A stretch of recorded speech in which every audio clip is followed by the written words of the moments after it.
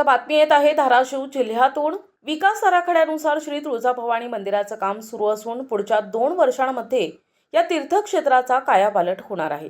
यामध्ये तुळजापूरचे आमदार राणा जगजितसिंह पाटील यांनी करत असलेल्या विकासाचे प्रयत्नांबद्दल मुख्यमंत्री देवेंद्र फडणवीस यांनी कौतुक केलं आहे। आई तुळजाभवानी ही महाराष्ट्राची कुलस्वामिनी आहे। प्रत्यक्ष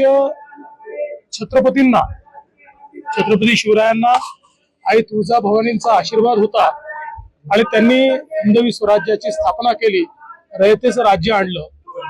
आमचे आराध्य दैवत छत्रपती शिवराय आहेत, त्यामुळे त्यांनी ज्या प्रकारे राज्यकारभार चालवणं आमच्याकडे अपेक्षित आहे तसाच राज्यकारभार चालावा हीच आईच्या चरणी प्रार्थना आहे आणि त्याकरता आईने आम्हाला आशीर्वाद द्यावा ही आईच्या चरणी प्रार्थना आहे। या निमित्ताने एक अतिशय चांगला विकास आराखडा आपण तयार केलेला आहे।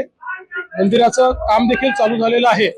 राणा जगजितसिंहजी यांनी स्वतः त्याच्यामध्ये खूप चांगलं लक्ष घातलेलं आहे।